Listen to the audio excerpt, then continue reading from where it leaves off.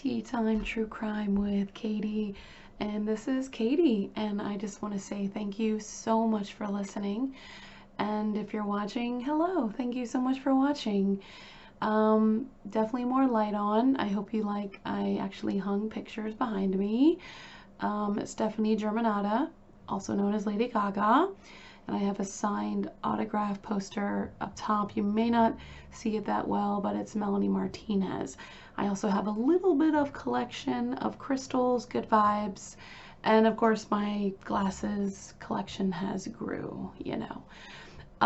So I hope everyone is having a wonderful day or a wonderful night, and I am just pretty excited about to tell you this story because it's going to be more than just like summarizing a story this time. I actually have the transcript of the 911 phone call. So warning, this is not a happy story, but there is a happy ending, which is total bonus. Yes.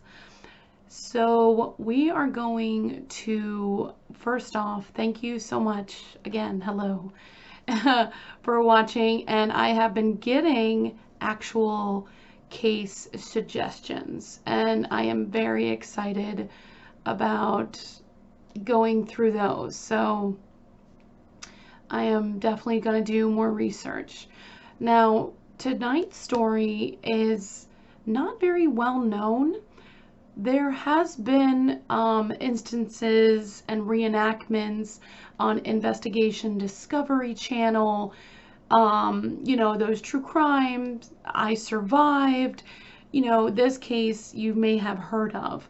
But if you have not watched those shows, this may be very new to you. And it is an incredible case where someone just like manipulated and tricked their captor, all while being like bleeding and naked. So warning, trigger warning, let's get to Texas in 2005. Also, if you are listening, I'm not drinking tea. I'm actually drinking decaffeinated coffee with the chocolate raspberry coffee mate. And I have drank quite a bit. I have a Jason horror mug. It is black on the outside and red on the inside, like a Louis Vuitton, like a horror Christian Louis Vuitton. And yeah, that's, if you're listening, that's what I'm drinking. And if you're watching, hello. Warning, this is really graphic, and I believe I may cuss because it happens. So explicit language, adult situations, extreme violence, and we have a survivor. So let's talk about Jennifer Holliday. You amazing girl. You are a bad ass. Before we get started, definitely add me on all my socials. Like, subscribe, or check out the video, leave comments, good or bad. I just really appreciate the feedback. I started a live streaming because of my friend Mike told me all about it. I just realized I'm not wearing any of my rings. Okay, so I am going here like wild dogging it right now. Okay, sorry. I get so distracted, you guys. ADHD is real.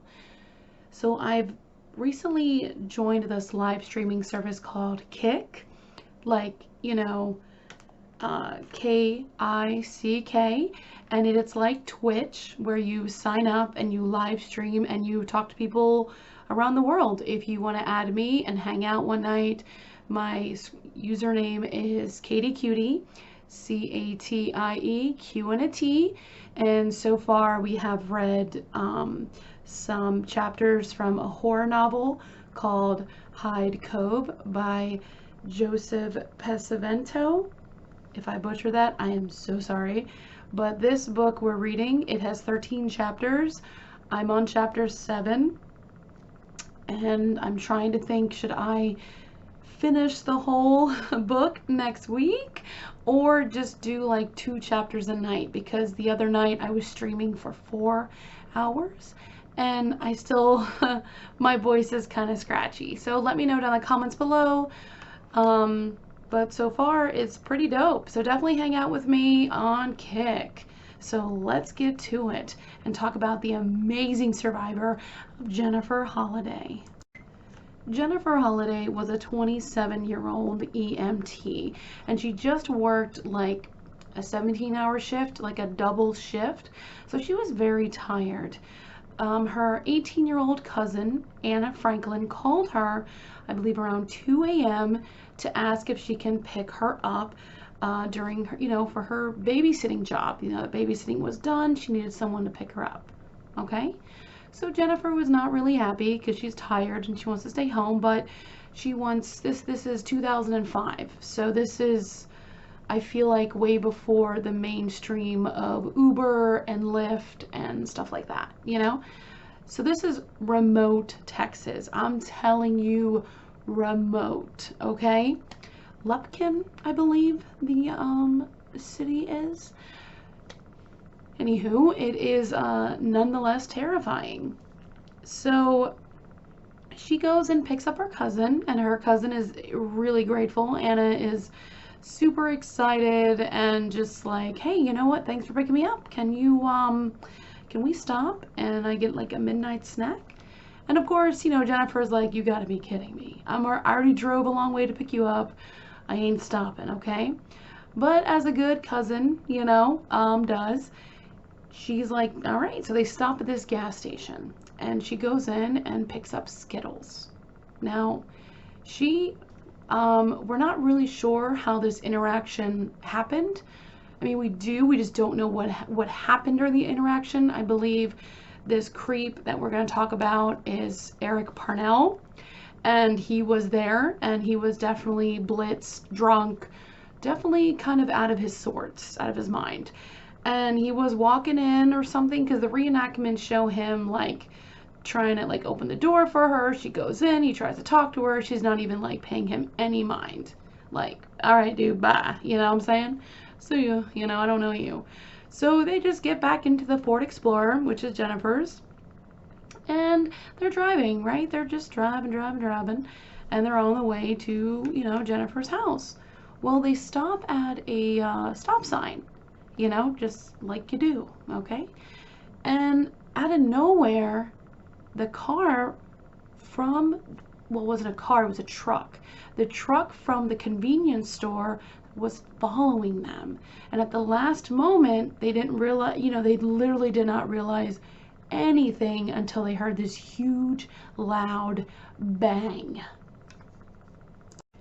Now, this bang was so loud, Jennifer says that it felt like it was a car accident, someone hit her. It was insane. Her windows were blown out. So what happened was this creep, Eric Parnell, had a shotgun. And out of nowhere, he literally went up beside them while they're at the stop sign and shoots Jennifer right there. Like, just shoots her. Like, gets a shotgun, shoots her. And she's the driver. So all of a sudden, glass is everywhere. It is just chaos right now. She doesn't understand what is happening. The cousin, Anna Franklin, she is in panic mode. She is just screaming, freaking out. It's just a horrible, terrible, horrific scene. And the cousin is screaming, oh my God, you've been shot. So Jennifer Holliday has a shotgun blast to her arm. She is bleeding profusely, but I mean, I just can't believe this woman just like, all right. So anyway, Anna is freaking out, okay, as you should, but she is screaming nonstop.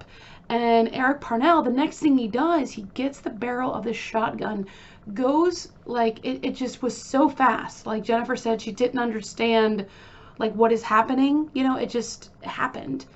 And then he quickly got the gun again, put the gun up, and just like, man, and shot Anna Franklin. Just shot her. And Jennifer is in complete disbelief. She is screaming, but I will note here, while Jennifer is shot and Anna is screaming, she quickly calls 911. And this call is, she is frantic. Help us. We've been, my cousin has been shot. And it is just chaos, the scene. Like, the dispatcher is trying to figure out where they are. But then while that's happening, the 911 call, that is when Eric Parnell shoots Anna Franklin in the head. Just a face shot. So Jennifer is screaming now. She is in disbelief. She doesn't understand what is happening. Who the fuck is this guy? Okay, like, what are you? So he opens the car door, he grabs Jennifer, and she is bleeding profusely. And he goes and puts her in his vehicle.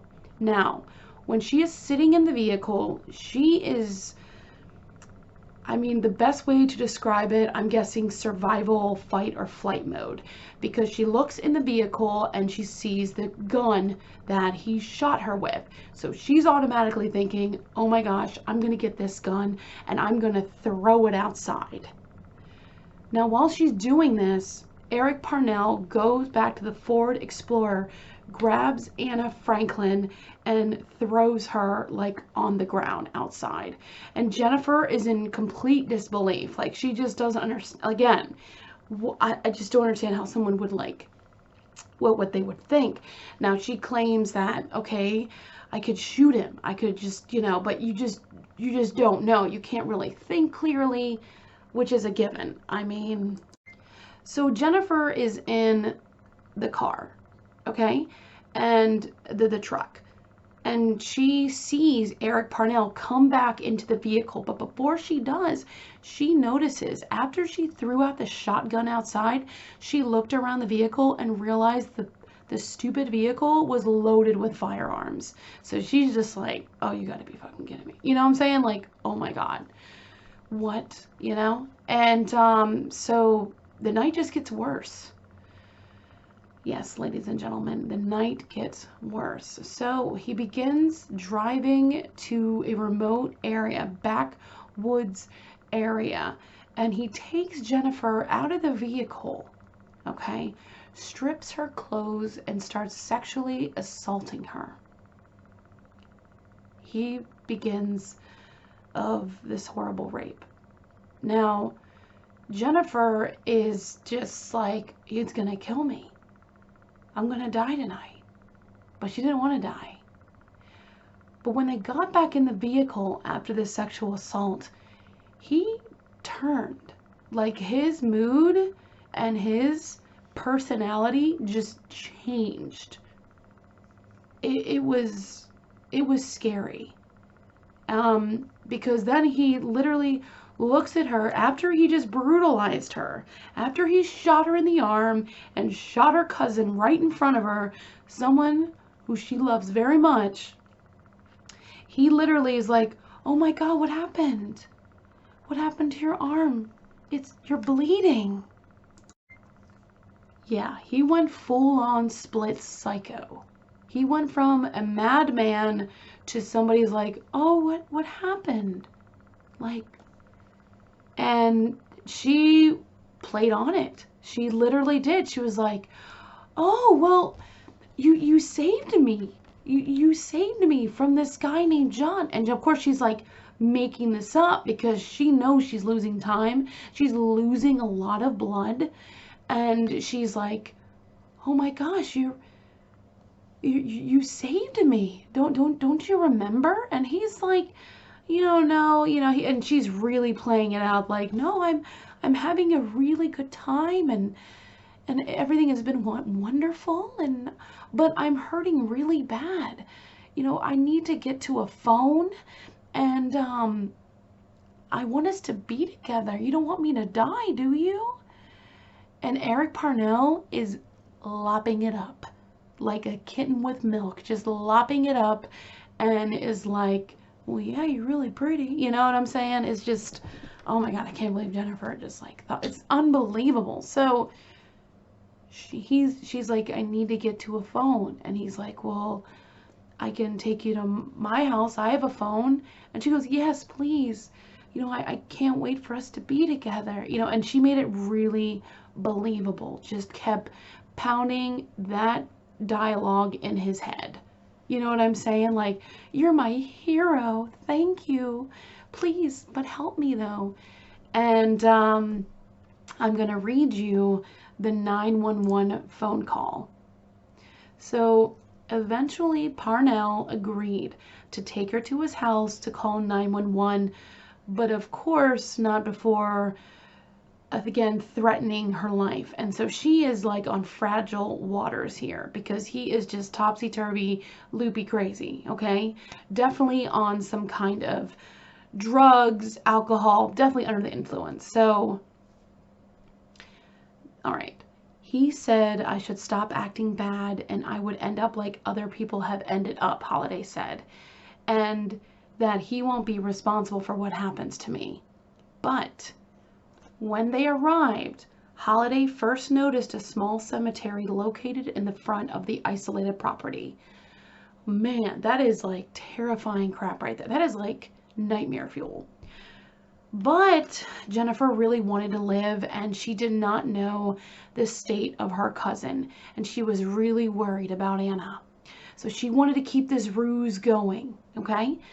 So she walked inside Parnell's empty home, found his phone, and called 911.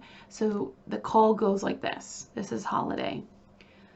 Somebody shot me, and this man here helped me on the side of the road. Operator. Someone shot you? Jen. Mm-hmm. And my arm is in half right now.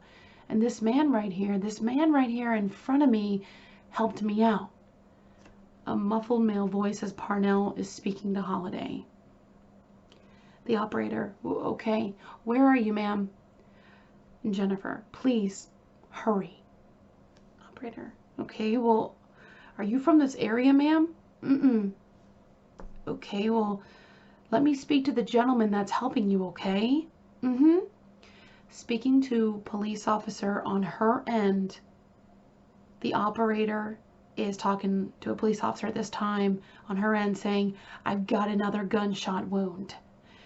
And Jennifer hears that and she's like, same one, same one, same one. And then the operator's like, you're the same? And Jennifer's like, please hurry. So by the time Holliday, called 911, Lufkin police are already, they found her abandoned car and sadly Anna's body. She did not survive this horrific attack. So she remained on the phone with 911 operator Stephanie Davidson. Shout out to you, Stephanie. I love Stephanies. I have great friends who are named Stephanies. You guys are awesome. But Stephanie Davidson is this amazing 911 operator that talked to her the first time and now is talking to her the second time. The first time was when poor Anna was calling before she was sadly shot in the face. Now, she remained on the operator, Stephanie Davidson, and Parnell, Eric, made her tell Davidson that only one ambulance could come to his home and there's no police officers or any law enforcement allowed. And, Jennifer was trying to reassure him saying, no, they're going to be so happy that you have saved my life. You're going to be the hero of the day. But sadly, however, due to massive amount of blood loss Holliday experienced, she became very, very lightheaded and faint. So while this is happening, the 911 call, it took like 40 minutes that she had to be in this creeper's home, keeping up the ruse. And when she got there, I meant to say, can you get me something to wrap my wound up? And he gave her a clean t-shirt to wrap up her arm. Okay, thank you. That's what I want to say. So So Holliday convinced Parnell to get on the phone and actually speak with 911 dispatcher, and he did. And he provided exact directions to his house. He was in such a remote area that they could not find him. Yeah, isn't that insane? 40 minutes is too long to be with your captor. 1 minute is too long to be with your captor. Let alone a man who just shot you, shot your cousin, and brutally assaulted you. Yeah.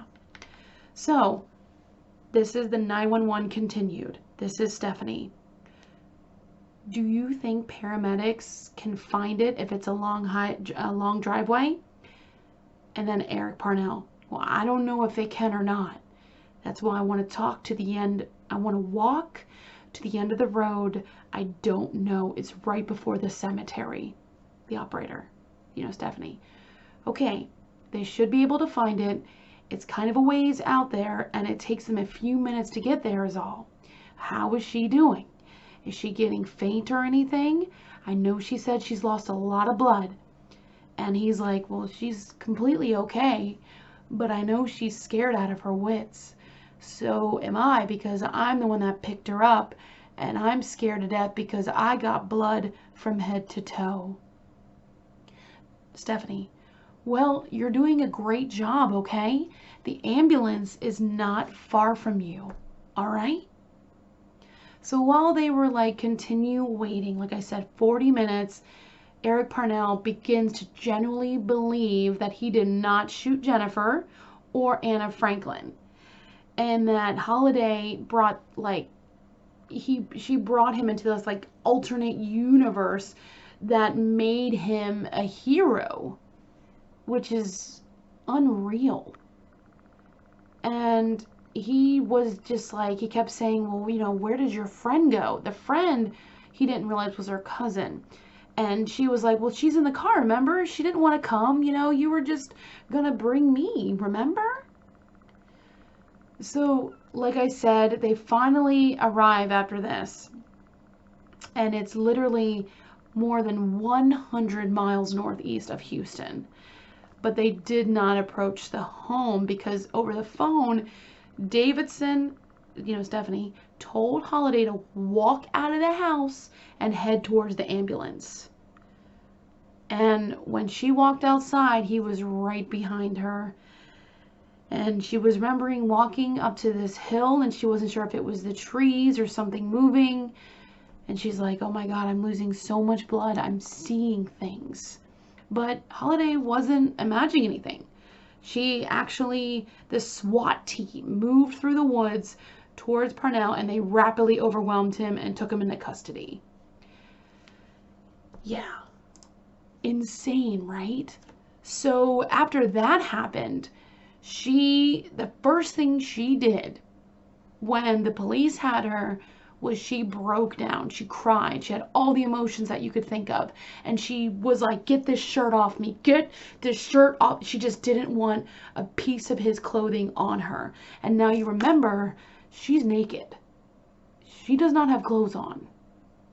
But she did not want anything that was of his to be on her. Which, I mean, same. So now you're probably wondering, well, Katie, what was Eric Parnell's problem? Recently, he broke up with a girlfriend. And he was so angry that his plan was to drive over there in Seattle and kill her and her whole family.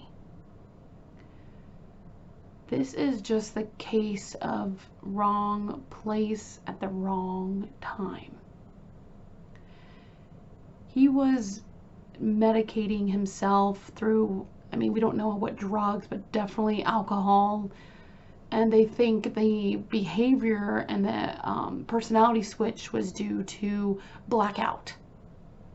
So basically, the girlfriend had the same vehicle as Jennifer Holliday. So when he saw them at the convenience store,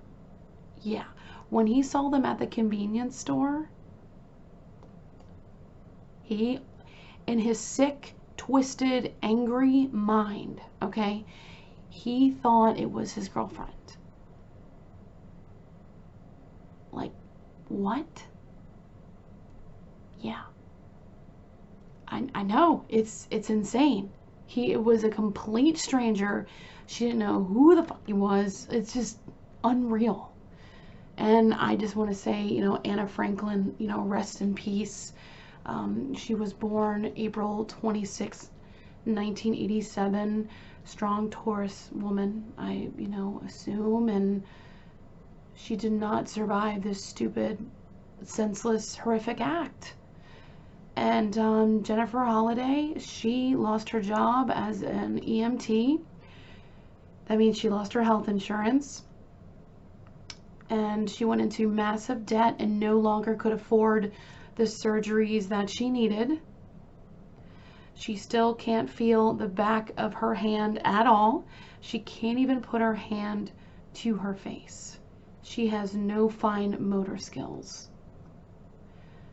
Her sole goal in life is to get back somewhat as she was before. I know mentally and physically I'll never be able to go to the job I used to have, but I'll be able to do something, I'm sure.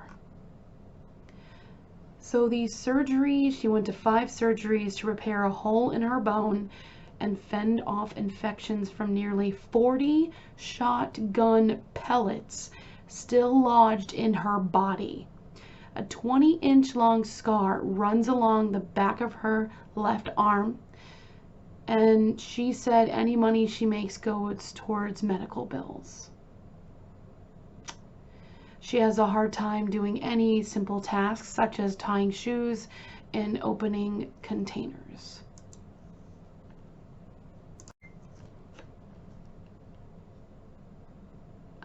Her arm, you know, it was shotgun blast, so basically when they took the t-shirt off her arm, the only thing that was holding her arm together were just tendons.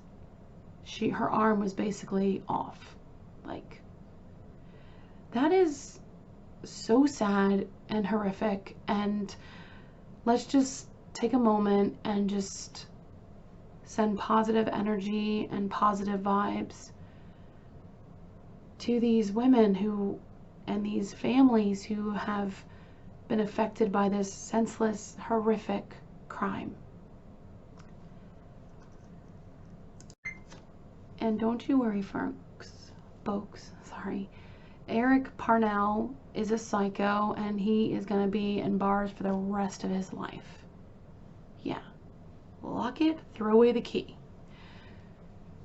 Thank you so much for listening. I really appreciate you. And if you're watching, thank you so much for watching. I hope you guys stay safe out there, and please know that you guys are amazing. And I don't know, just this podcast brings me so much joy that we all can be the voice for the voiceless. Until next time, take care of yourself. I will see you later. Bye. Bye, guys.